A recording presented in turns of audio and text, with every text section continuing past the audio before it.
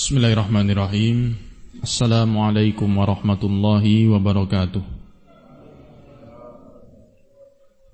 Innal hamdalillahi nahmaduhu wa nasta'inuhu wa nastaghfiruh wa na'udzu billahi min shururi anfusina wa min sayyiati a'malina. Man yahdihillahu fala mudilla lahu wa may yudlil fala hadiya lahu wa asyhadu an la ilaha illallah wahdahu la syarika lahu wa asyhadu anna Muhammadan abduhu wa rasuluh sallallahu alaihi wa ala alihi wa sahbihi wa sallama tasliman katsira, amma ba'd.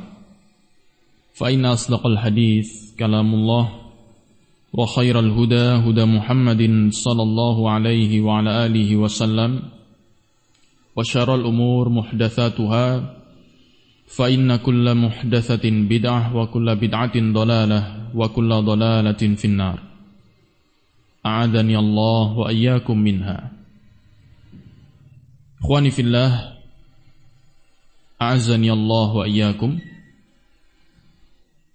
Di malam hari ini kita akan lanjutkan untuk sesi yang pertama kajian kitab Riyadhus Shalihin dengan membaca syarah yang disusun oleh Syekh Muhammad bin Shalih Al-Utsaimin rahimahullahu ta'ala.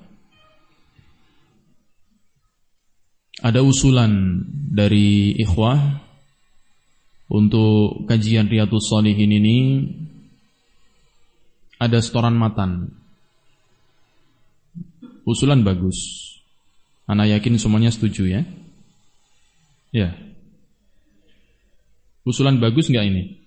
Ada yang usul ini Ustaz, setoran matan biar semangat katanya. Setuju ya? Baik. Fadhol, langsung kita mulai. Siapa yang sudah bisa store matan? Qala, cara storenya ya. Qala al-muallif al-hafidh an-Nawawi rahimahullahu ta'ala. Singkatnya seperti itu. Kalau ingin menyebutkan namanya juga lebih bagus. Qala al-muallif al-hafidh Abu Zakaria Yahya bin Sharaf an-Nawawi rahimahullahu ta'ala rahmatan wasi'ah. Kitabus salati ala Rasulillah sallallahu alaihi wasallam. Babu fadlis salati ala Rasulillah sallallahu alaihi wasallam. Kemudian qala Allah taala. Itu matan pertama yang sudah kita bahas. Jadi untuk setoran matannya adalah yang sudah dibahas. Itu yang distorkan di pertemuan selanjutnya. Pertemuan yang lalu kita sudah sampai ke ayat ini. Qala Allah Ta'ala, innallaha wa malaikatahu yusalluna 'alan nabi ya ayyuhalladzina amanu sallu 'alaihi wa sallimu taslima. Ikhwani fillah, a'azzani Allah wa iyyakum. Kemarin pada pertemuan sebelumnya kita sudah mendengar bersama beberapa fawaid ilmiah yang disampaikan oleh syarih, oleh Syekh Muhammad bin Shalih Al-Utsaimin rahimahullah tentang makna as-salatu 'alan nabi. Makna salat atau salawat untuk Rasulullah sallallahu alaihi wasallam. Sebagaimana yang sudah sempat kita singgung, untuk menerjemahkan ke dalam bahasa Indonesia kita memakai terjemahan yang dipahami oleh masyarakat kita. Judul kitabnya ya, Kitabus Sholati ala Rasulillah. Kalau kita terjemahkan kitab salat untuk Rasulullah, masyarakat Indonesia kurang memahami atau bisa jadi salah paham apa makna salat ini. Masyarakat kita lebih paham kalau diterjemahkan dengan sholawat. Ya. Sebagaimana yang sudah kita jelaskan pada pertemuan sebelumnya. Sehingga min bab hadithun natha bima ya'qilun, berbicaralah dengan manusia sesuai dengan apa yang mereka pahami dan mereka ketahui, maka kita terjemahkan dengan terjemahan yang dipahami oleh masyarakat kita, yaitu sholawat. Kitab sholawat untuk Rasulullah. Bab keutamaan sholawat untuk Rasulullah sallallahu alaihi wasallam. Siapa yang bisa menyebutkan makna salah ala Rasulillah sallallahu alaihi wasallam? Makna salawat untuk Rasulullah. Innallaha wa malaikatahu yusalluna 'alan nabi. Sesungguhnya Allah dan para malaikatnya bersolawat untuk Rasulullah. Pertanyaan pertama, apakah sama makna salat atau solawat dari Allah untuk Rasulullah dengan solawat dari para malaikat untuk Rasulullah? Pertanyaannya sama ataukah tidak sama? Siapa yang bisa menjawab?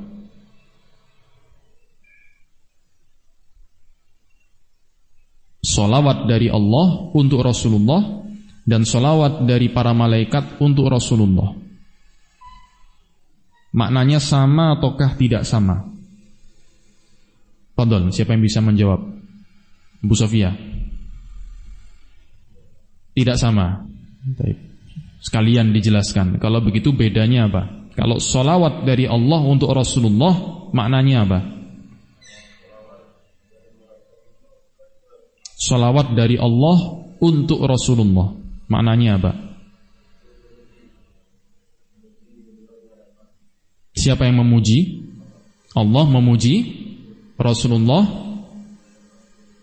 di hadapan para penduduk langit, yaitu para malaikat. Ahsanta, barakallahu fik. Ini makna apa? Solawat dari Allah untuk Rasulullah, ay thana'uhu alaihi fil mala'il a'la.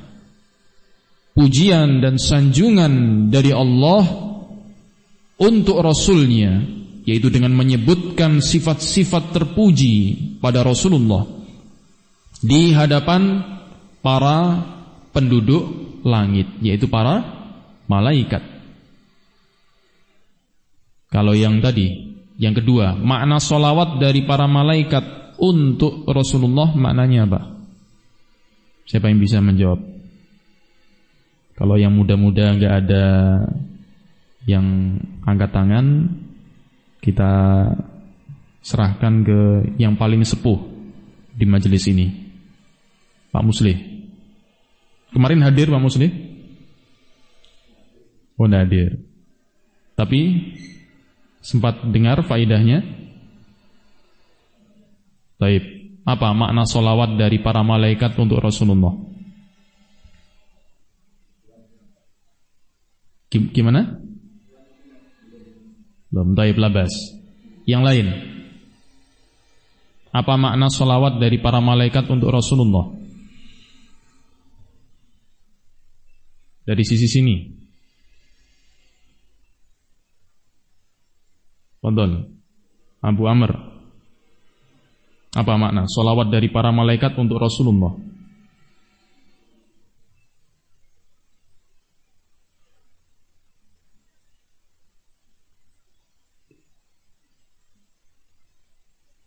Apa?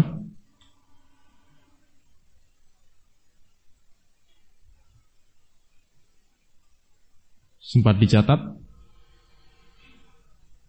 Berarti harus bawa buku catatan ya. Bawa buku catatan dan alat tulis biar enggak lupa. Ya. Naam, barakallahu fik. Yang mencatat siapa? Biar faidah. Ini faidah penting karena kita sehari-hari membaca sholawat ini. Jangan sampai taib. Fadhol Abu Salim.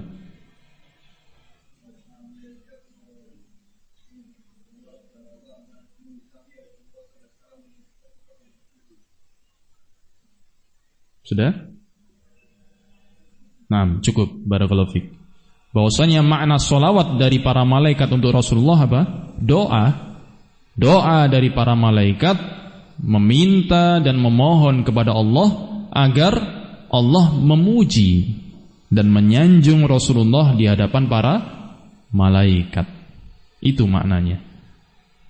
Kalau begitu, ketika Allah memerintahkan, ya ayyuhalladzina amanu, wahai orang-orang yang beriman, sallu alaihi wa sallimu taslima, bersolawatlah kalian untuk beliau, untuk Rasulullah. Maknanya apa kalau begitu? Solawat dari kaum mukminin dari hamba-hamba Allah yang beriman untuk Rasulullah. Maknanya apa? Ya, jangan yang lain. Biar pahalanya dibagi-bagi. Yang paling depan.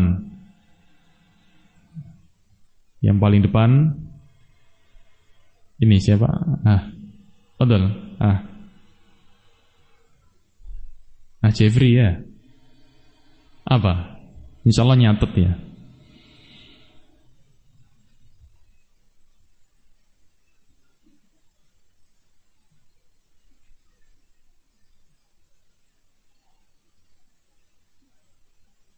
Belakangnya.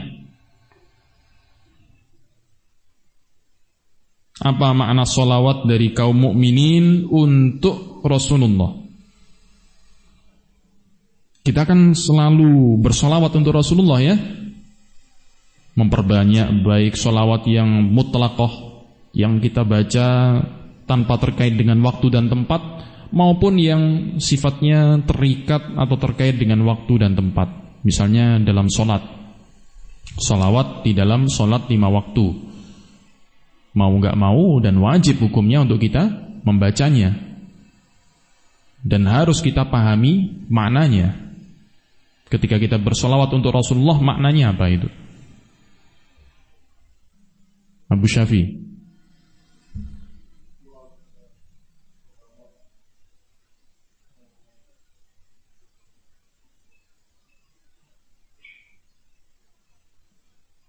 Agar 6. Jadi sama seperti sholawat dari malaikat. Maknanya apa? Kita ketika bersolawat untuk Rasulullah, maknanya adalah kita memohon kepada Allah agar Allah memuji dan menyanjung Rasulullah, menyebutkan sifat-sifat terpuji yang ada pada Rasulullah di hadapan Malaul A'la, di hadapan penduduk langit, yaitu para malaikat. Sehingga ketika kita bersolawat, Allahumma salli ala Muhammad, ya Allah salli, bersolawatlah ala Muhammad, untuk Nabi Muhammad. Maknanya apa? Kita meminta kepada Allah agar Allah memuji beliau di hadapan para penduduk langit. Itu makna solawat ya. Jadi hadirkan makna ini ketika dan setiap kali kita melafadzkan lafadz sholawat. Hadirkan makna ini supaya zikir kita atau sholawat kita itu bermakna dan mendapatkan pahala yang besar di sisi Allah Subhanahu wa ta'ala. Baik.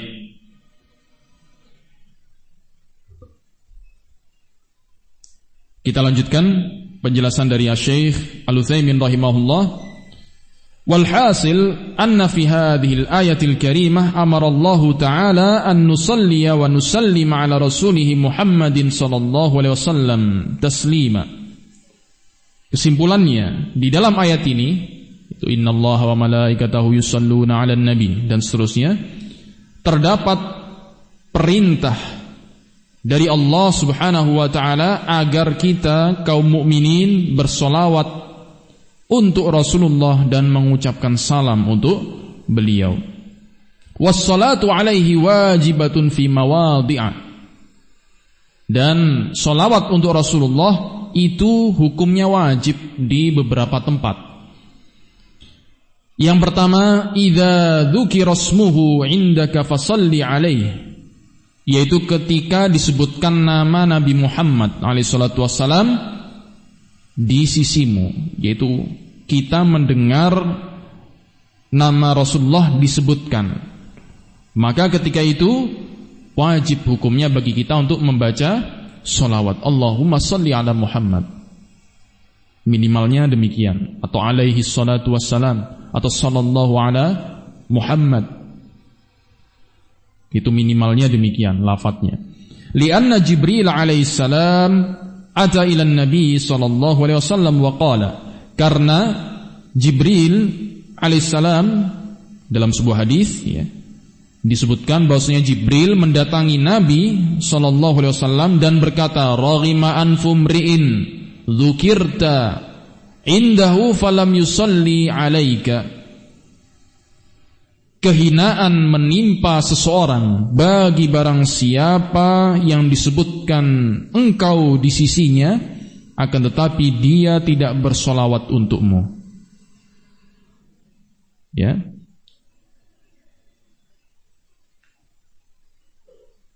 Jadi di sini Jibril alaihissalatu wassalam berkata kepada Rasulullah, "Raghima anfu mri'in dzukirta indahu falam yusalli 'alaika." Sungguh kehinaan atau semoga kehinaan menimpa barang siapa yang disebutkan namamu di sisinya, akan tetapi dia tidak bersolawat untukmu. Ini hadis yang semakna ini akan disebutkan pula di hadis nomor 1400. Nanti akan kita lalui tapi dengan sedikit perbedaan redaksi.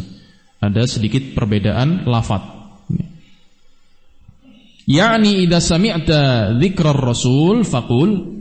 Maka di sini Asy-Syaikh Al-Utsaimin memberikan bimbingan, jika engkau mendengar penyebutan Rasul, maka ucapkanlah Allahumma shalli wa sallim alaihi fa inna lahu haqqan alaik. Karena sungguhnya hal ini adalah wajib untuk engkau ucapkan. Itu Allahumma shalli wa sallim ala Muhammad. Ya. Ketika kita mendengar nama Rasulullah disebutkan. Ini tempat yang pertama, yang mana kita wajib untuk bersolawat kepada atau untuk Rasulullah. Yang kedua, wa tajibus salatu ala nabi aidan inda katsirin minal ulama fit tasyahhudil akhir fi sholati. Dan juga wajib bersolawat untuk Nabi menurut pendapat mayoritas para ulama di dalam tasyahud akhir, yaitu di dalam solat. Fa inda katsirin minal ulama annaha ruknun. Walaupun menurut pendapat yang lain, dan juga yang mana pendapat ini dipilih oleh banyak ulama juga, hukumnya rukun. Membaca solawat ketika tasyahud akhir di dalam solat itu hukumnya adalah rukun solat. La tasihhus salatu illa bih, yang mana tidak sah solat seseorang kecuali dengan membacanya. Rukun, ya. Sebagaimana takbiratul ihram, membaca al-fatihah. Jadi hukumnya sama dengan itu, rukun solat. Kalau ditinggalkan maka solatnya tidak sah. Wa inda ba'dihim annaha sunnatun wa inda ba'dihim annaha wajibun. Dan ada sebagian pendapat yang menyatakan itu sunnah, dan ada sebagian yang berpendapat wajib. Wal ihtiyatu alla yada'aha al-insanu fi salatih. Dan pendapat yang lebih berhati-hati adalah hendaknya tidak meninggalkan bacaan solawat untuk Rasulullah di dalam solatnya, yaitu ketika tasyahud akhir. Walau annal insana ja'ala kulla du'ain yad'u bihi maqrunan bis salati 'ala an-nabi sallallahu alaihi wasallam lakana kama jaa'a fil hadits. Pembahasan lain yaitu disyaratkannya bagi kita untuk membaca solawat untuk Rasulullah ketika kita berdoa. Jadi ketika kita berdoa meminta kepada Allah, hendaknya kita iringi dengan bacaan solawat. Hal itu sebagaimana di dalam hadis yang diriwayatkan oleh Imam At-Tirmidzi rahimahullah, nomor hadis 2457, dihasankan oleh Syekh Al-Albani rahimahullah, bahwasanya Ubay bin Ka'ab, seorang sahabi, Ubay bin Ka'ab radhiyallahu anhu, berkata kepada Nabi, "Ya Rasulullah, inni ukthirus salata 'alaika fakam aj'alu laka min salati."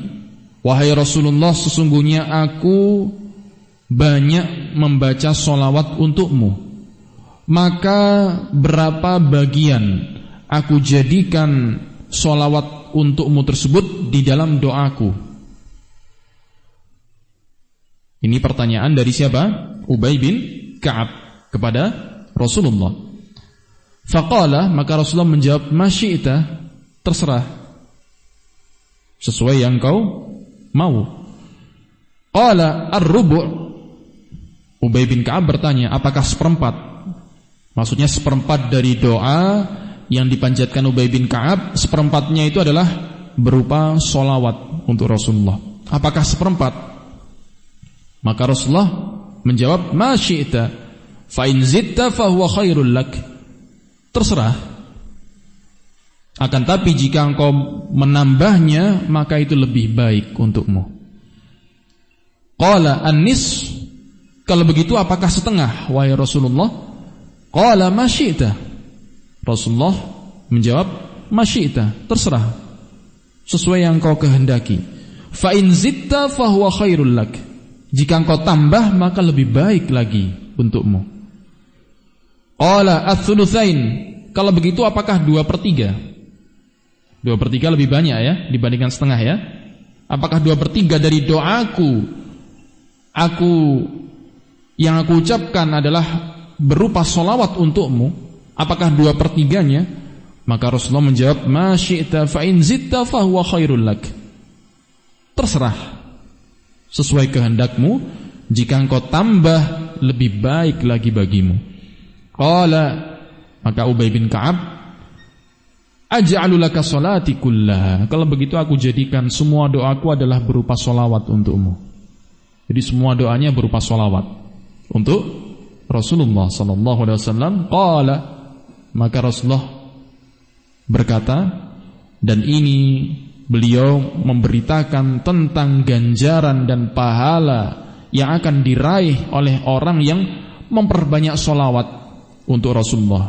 Bahkan doanya dia jadikan semuanya adalah dalam bentuk sholawat untuk Rasulullah. Kata Rasulullah, idzan tukfa hammak wa yughfar laka dzambuk. Kalau begitu keinginanmu akan dipenuhi dan akan diampuni dosa-dosamu. Ini keutamaannya. Subhanallah, keutamaan yang besar. Kata Rasulullah, idzan tukfa hammak, kalau begitu keinginanmu akan dipenuhi, dicukupi. Wa yughfaru laka dzambuk, dan dosamu akan diampuni. Ya, hadis ini hasan, dihasankan oleh Syekh Al-Albani rahimahullahu taala. Walihada, kata Syekh Al-Utsaimin, walihada akthir ya akhi minas salati wassalami ala Rasul sallallahu alaihi wasallam liyazdada imanuka wa yashula lakal amru. Oleh karena itu, wahai saudaraku, hendaknya Anda memperbanyak salawat dan salam untuk Rasulullah sallallahu alaihi wasallam. Agar apa? Semakin bertambah imanmu dan semakin mudah urusanmu. Ya. Di sini Syekhul Utsaimin menyebutkan keutamaannya adalah dengan membaca salawat akan dipermudah urusan kita. Karena berdasarkan pada hadis yang hasan tadi, hadis hasan bisa dijadikan hujjah, bisa dijadikan sandaran. Ya. Barakallahu fikum. Tentunya yang memudahkan urusan adalah Allah Subhanahu wa taala sebagai bentuk thawab, ajar, ganjaran bagi orang-orang yang bersolawat untuk nabinya. Tapi di sini kemudian Syekh Al-Utsaimin menyebutkan tambih, menyebutkan peringatan yang penting terkait dengan tauhid. Tsumma a'lam, kemudian ketahuilah, anna Rasulullah sallallahu alaihi wasallam basyarun la yamliku an-naf'alaka walad-darra. Kemudian ketahuilah bahwasanya Rasul sallallahu alaihi wasallam beliau adalah manusia biasa yang diberikan Allah wahyu dan risalah. Tapi beliau manusia, makhluk. La yamliku an-naf'a laka walad-darra, yang tidak bisa memberikan kemanfaatan untukmu dan tidak bisa memberikan madarat. Fala tas'alhu, oleh karena itu jangan sekali-kali engkau meminta kepada Rasulullah. terkhusus ketika Rasulullah sudah wafat.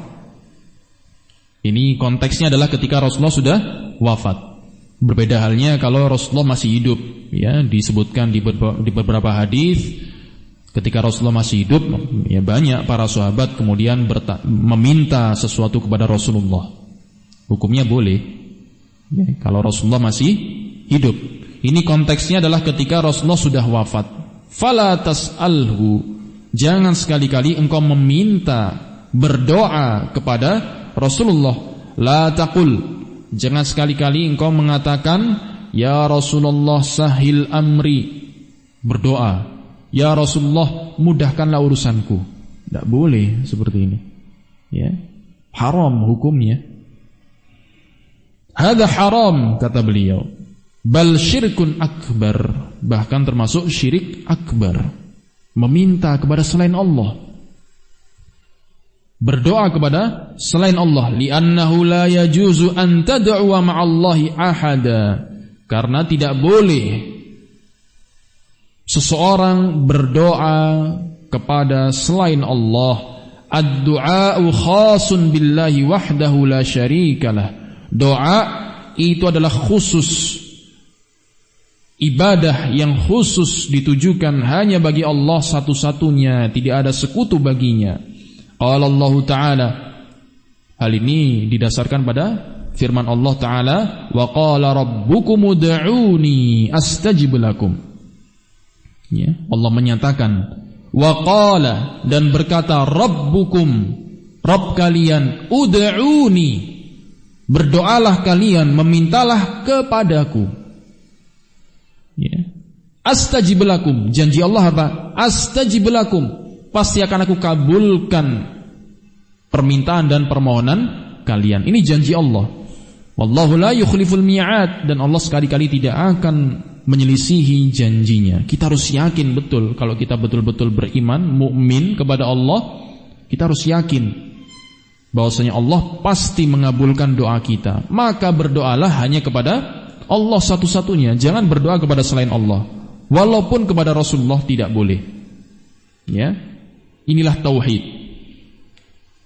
Karena ad-du'a'u huwal ibadah, kata Rasulullah dalam hadis yang sahih. Doa itu adalah ibadah, dan yang namanya ibadah tidak boleh ditujukan kepada selain Allah. Walaupun Rasulullah. Ya. Walaupun Rasulullah makhluk yang paling mulia, yang paling dicintai Allah, paling dekat dengan Allah, tetap tidak boleh bagi kita menyerahkan ibadah kepada Rasulullah. Karena ibadah itu hanya boleh ditujukan kepada Allah satu-satunya, termasuk doa. Ya. Barakallahu fikum. Jadi ketika kita memahami tadi keutamaan sholawat untuk Rasulullah, diantaranya apa? Dengan sholawat itu akan dimudahkan urusan kita. Yang memudahkan urusan kita adalah Allah, sebagai bentuk ganjaran dan pahala, karena kita bersolawat untuk Rasulullah. Ya, jadi bukan Rasulullah yang memudahkan urusan kita, tapi Allah subhanahu wa ta'ala, Rabbul alamin, Rabb semesta alam, yang menguasai segala sesuatu di alam semesta ini. Fa in qala qail, jika ada yang bertanya, pembahasan lainnya, ayyuhuma a'zamu haqqan, al-walidan yakni al-um wal ab amir rasul. Baik, sebelum kita lanjutkan, ikhwani fillah, di masyarakat kita ini juga perlu dipahamkan tentang bagaimana tata cara sholawat yang benar. Tadi kita sudah dengarkan bersama hadis Hasan yang menyebutkan keutamaan sholawat, ya, bahwasanya dengan sholawat urusan seseorang akan Allah mudahkan. Akan tetapi tata cara bersolawat tetap harus mengikuti bimbingan Rasulullah SAW. Jangan membuat tata cara solawat baru yang tidak dibimbingkan dan tidak dituntunkan oleh Rasulullah SAW. Ya, misalnya bersolawat dengan bilangan-bilangan tertentu yang tidak ada dalilnya. Maka yang seperti ini berlaku hadis Nabi, man amila amalan laisa alaihi amruna fahuwa raddun. Barang siapa yang beramal yang tidak ada contohnya dari kami, fahuwa raddun, maka yang seperti itu atau amalan tersebut tertolak. Man ahdatsa fi amrina hadza ma laisa minhu fahuwa raddun. Barang siapa yang membuat-buat tata cara ibadah baru yang tidak ada tuntunannya dari kami, kata Rasulullah, fahuwa raddun, ay mardud, maka amalan tersebut tertolak. Maka cara bersolawat pun juga harus mengikuti bimbingan Rasulullah. Kalau tidak ada bilangan-bilangan tertentu, jangan membuat-buat bilangan tertentu. Ya, naam. Barakallahu fikum. Berikutnya, jika ada pertanyaan, mana yang lebih besar, hak kedua orang tua ataukah hak Rasulullah? Mana yang lebih tinggi kedudukannya? Hak kedua orang tua, ya masing-masing kita punya orang tua. Apakah hak Rasulullah itu lebih besar ataukah hak kedua orang tua yang harus kita tunaikan? Qulna, kami katakan haqqur Rasul alaihi salatu wasallam huwa a'zamu huquqil makhluqin. Hak Rasulullah alaihi salatu wasallam adalah hak makhluk yang terbesar, sehingga lebih besar haknya Rasulullah dibandingkan hak kedua orang tua, baik itu ibu ataukah bapak. Walidzalika yajibu taqdimu mahabbatihi sallallahu alaihi wasallam ala mahabbati jami'in nas. Oleh karena itu wajib mengedepankan kecintaan kepada Rasulullah di atas kecintaan terhadap seluruh makhluk.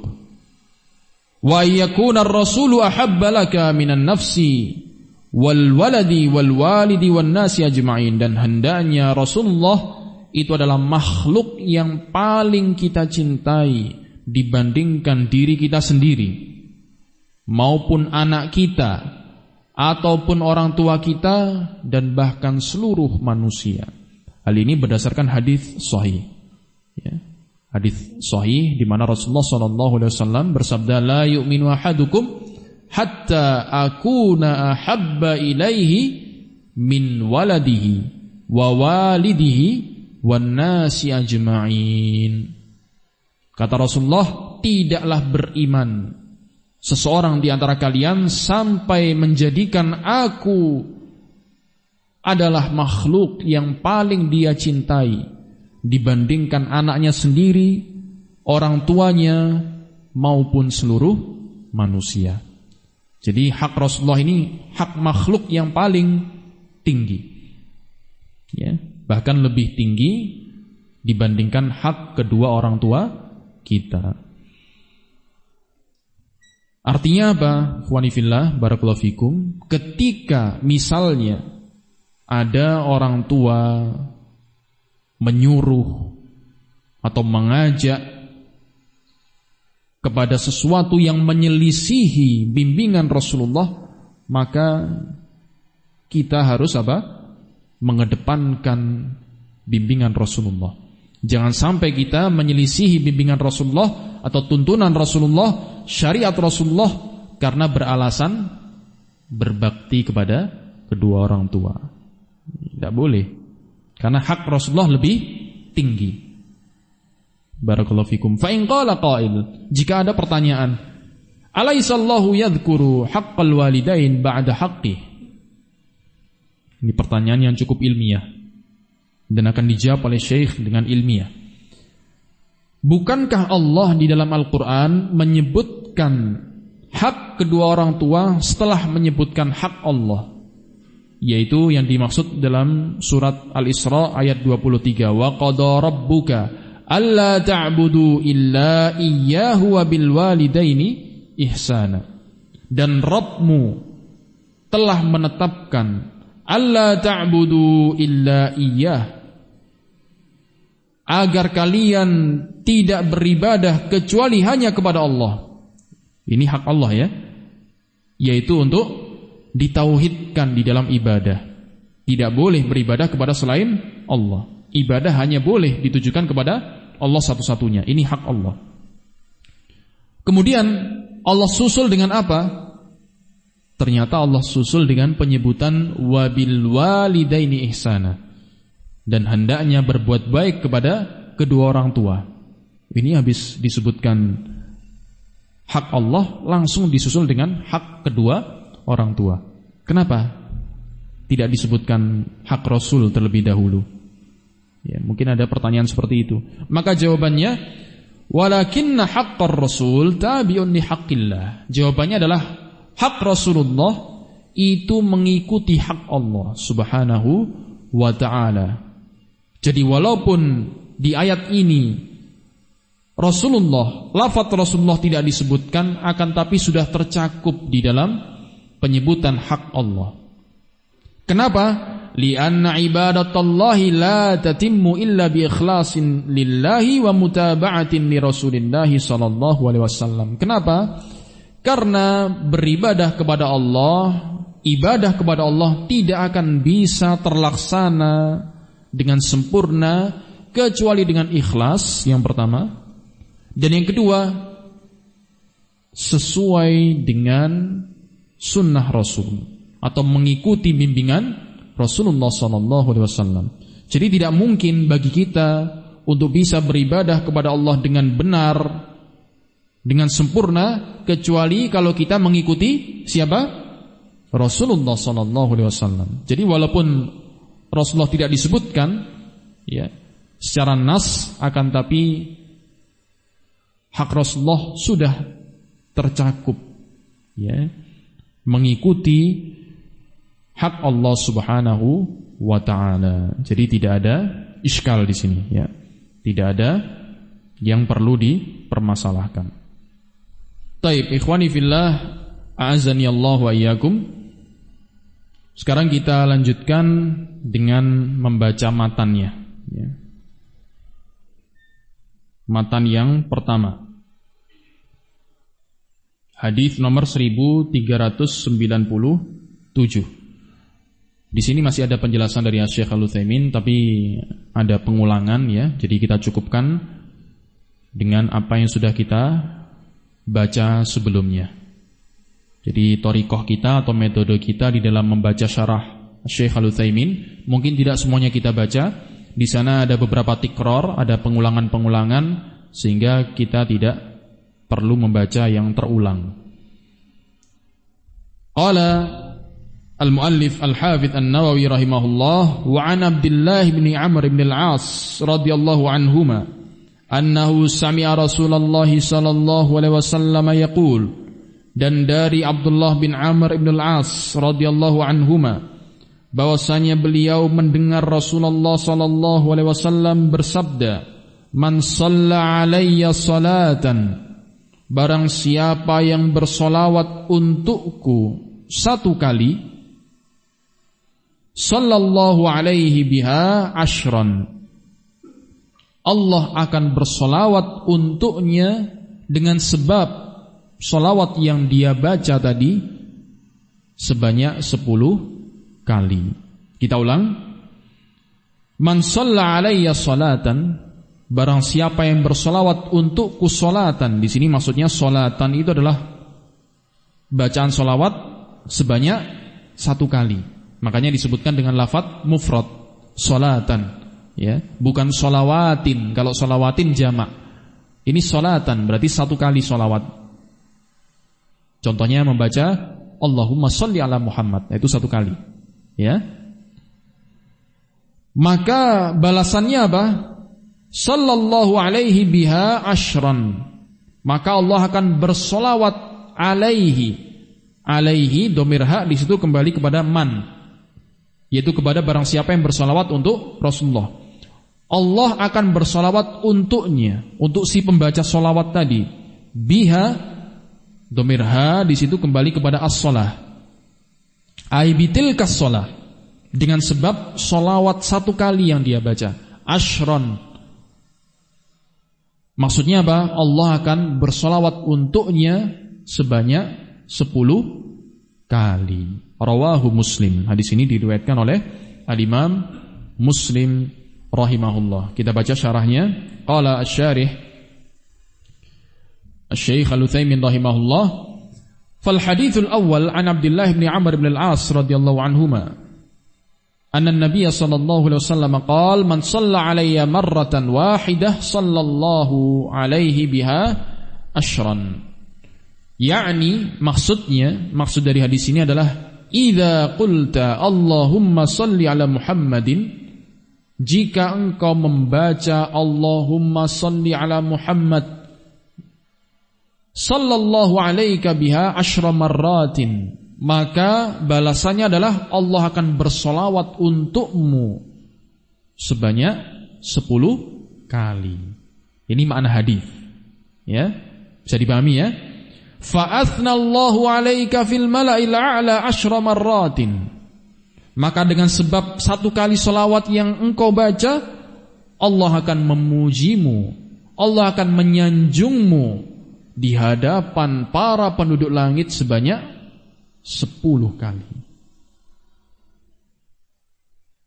Wa hadza yadullu ala fadilatis salati ala Rasulillah sallallahu alaihi wasallam, dan ini menunjukkan apa?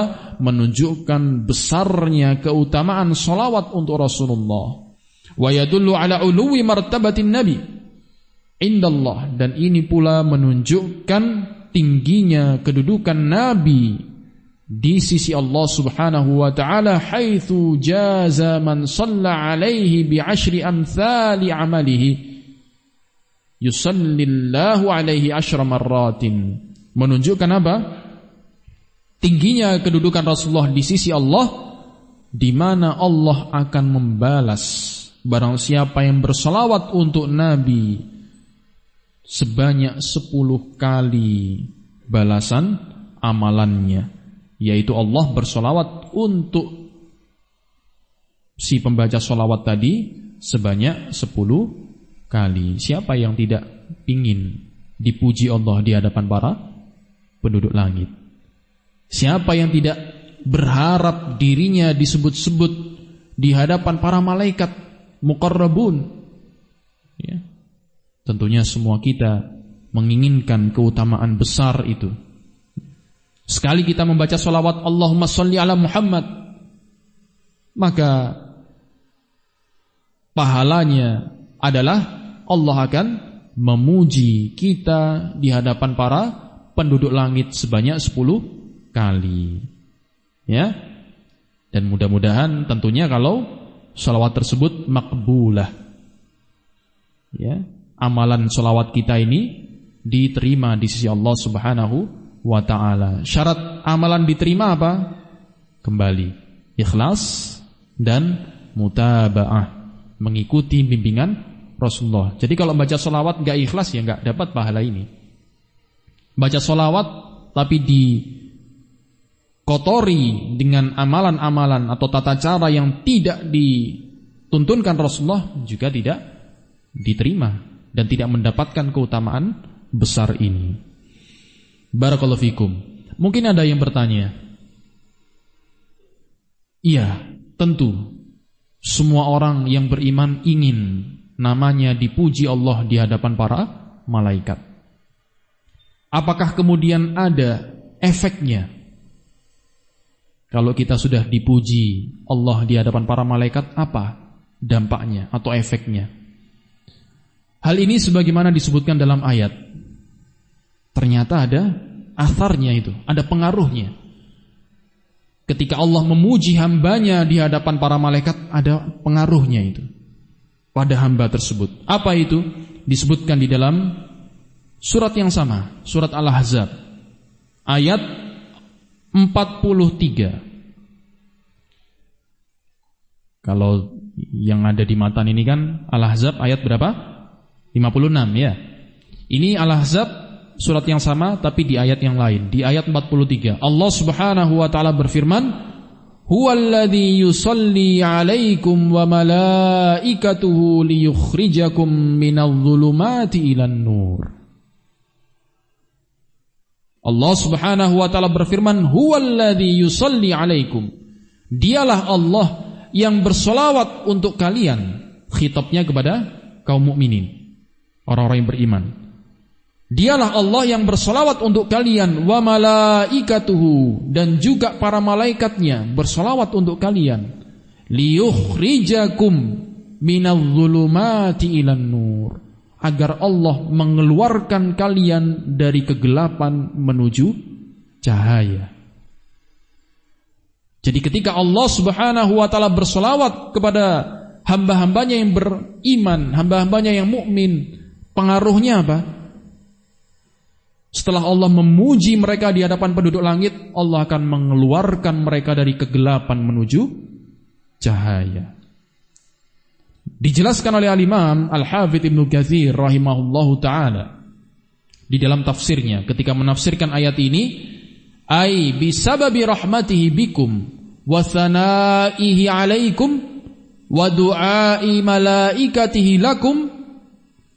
Maksudnya apa? Maksud ayat ini yaitu dengan sebab rahmat Allah untuk kalian dan pujian Allah atas kalian serta doa para malaikat untuk kalian, yukhrijukum min dhulumatil jahli wad dhalal, Allah akan mengeluarkan kalian dari kegelapan, kebodohan dan kesesatan, ila nuril huda wal yaqin, menuju cahaya petunjuk, menuju cahaya hidayah dan keyakinan.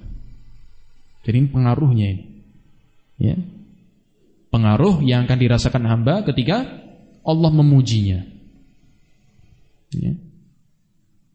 Barakallahu fiikum. Yaitu apa?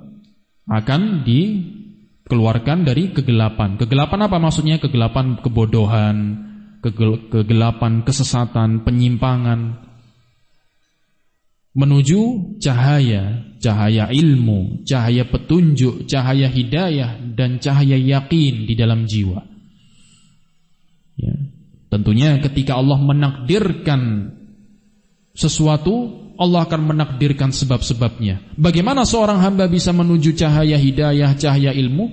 Allah akan memudahkan baginya sebab-sebab untuk mendapatkan ilmu syar'i. Allah akan memudahkan baginya untuk talabul ilmi syar'i. Diberikan taufik baginya untuk meluangkan waktu duduk di majelis-majelis ilmu, mendengarkan faidah-faidah ilmiah. Allah akan menanamkan dalam hatinya rasa cinta kepada ilmu agama. Rasa cinta itu berat, nggak bisa dibeli rasa cinta itu. Oleh karena itu dalam Al-Quran, di antara doa yang disyaratkan adalah Allahumma habbib ilainal iman wa zayyinhu fi qulubina. Ya Allah, jadikanlah rasa cinta di dalam diri-diri kami kepada keimanan. Tanamkanlah rasa cinta kepada keimanan di dalam jiwa-jiwa kami, dan wazayyinhu fi qulubina, dan hiasilah iman itu sehingga kami condong kepadanya dan cinta kepadanya. Barakallahu fikum. Ya, jadi itu untuk syarah dari hadis yang pertama dari bab ini. Barakallahu fikum. Dan tentunya ketika kita telah mengetahui besarnya keutamaan solat, ya, solawat dari Allah kepada hambanya, dan juga pengaruh besar yang akan dirasakan hamba ketika Allah bersolawat untuknya, kita akan berupaya menempuh sebab-sebab supaya Allah bersolawat untuk kita. Di antara sebabnya tadi ya, membaca solawat untuk Rasulullah. Man shalla alaiya salatan sallallahu alaiha biha asyran. Di sana ada sebab yang lain. Sebab yang lain di mana dengan sebab itu Allah akan bersolawat untuk hamba-hambanya. Siapa yang tahu? Hadis ini sering dibaca. Tahu? Tadi angkat tangan. Hadis ini sering dibaca ketika membahas keutamaan ilmu. Siapa yang ingat? Ada yang ingat? Fadhal Abu Is.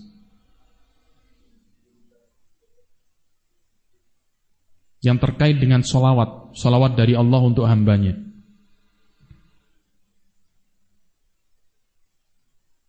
Baik, yaitu hadis yang sahih di mana Rasulullah SAW bersabda, Innallaha wa malaikatahu wa ahlas samawati wal ard wa hatta al-hut wa hatta an-namlata fi juhriha wa hatta an-namlah fi juhriha la yusalluna ala muallimin nasil khaira. Sesungguhnya Allah dan para malaikatnya serta seluruh penduduk langit dan bumi, bahkan sampai ikan-ikan di lautan, bahkan sampai semut-semut yang ada di lubangnya, la yusalluna ala muallimin nasil khaira, bersolawat untuk orang-orang yang mengajarkan kebaikan bagi manusia. Ini apa? Keutamaan mengajarkan ilmu. Ya. Jadi hendaknya kita bersemangat untuk talabul ilmi, dan yang kemudian adalah nasrul ilmi, menyebarkan ilmu, mengajarkan ilmu. Ini juga sekaligus tambahan motivasi untuk para mudarrisin, untuk para ikhwah yang berkecimpung di dunia tarbiyah, ikut berta'awun di dalam dunia tarbiyah. Hadis ini adalah sebagai penyemangat, motivasi. Balasan dan ganjaran bagi orang-orang yang mengajarkan kebaikan kepada manusia adalah Allah, para malaikatnya, penduduk langit dan bumi, bahkan sampai ikan-ikan dan semut-semut bersolawat untuknya. Sehingga ketika Allah bersolawat dan para malaikatnya untuk si hamba tadi, pengaruhnya apa? Tadi yang sudah kita baca bersama di dalam surat Al-Ahzab ayat 43. Allah akan mengeluarkan dia dari kegelapan, kebodohan, kejahilan, kesesatan menuju cahaya hidayah dan cahaya al-yaqin. Taib. Karena sudah jam 9:30, kita cukupkan untuk sesi yang pertama.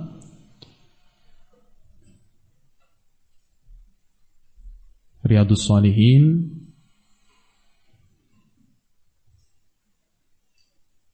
Ya, qadarullah.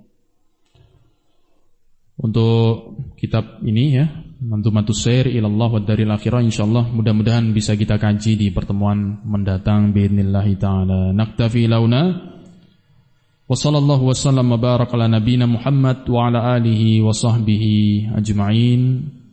Walhamdulillahi rabbil alamin. Wassalamualaikum warahmatullahi wabarakatuh.